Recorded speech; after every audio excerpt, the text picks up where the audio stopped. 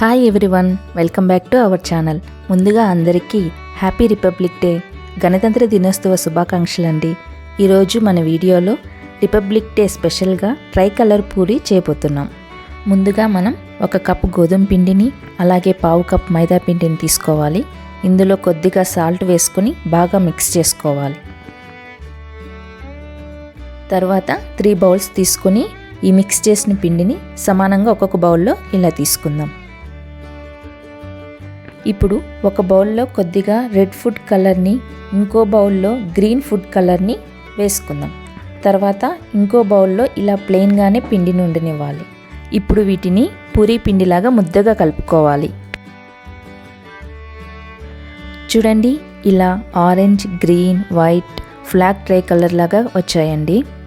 ఇప్పుడు ఇలా కొద్దిగా పిండిని తీసుకొని ఇలా 1 by 1 కలర్ వచ్చేలా పిండిని అడ్జస్ట్ చేసుకుందాం.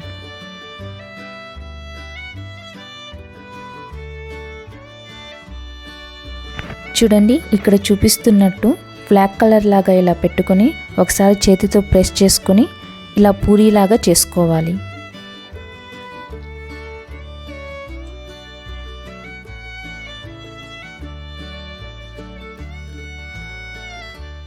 ఇవి రౌండ్గా వచ్చేందుకు ఒక రౌండ్ షేప్ బౌల్ని పెట్టుకొని ఇలా చేసుకోవాలి.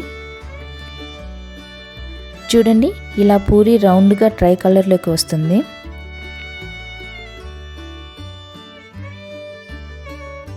ఇప్పుడు మనం ఒక కడాయి పెట్టుకుని అందులో ఆయిల్ కాగాక ఈ పూరీలను వేసుకుందాం.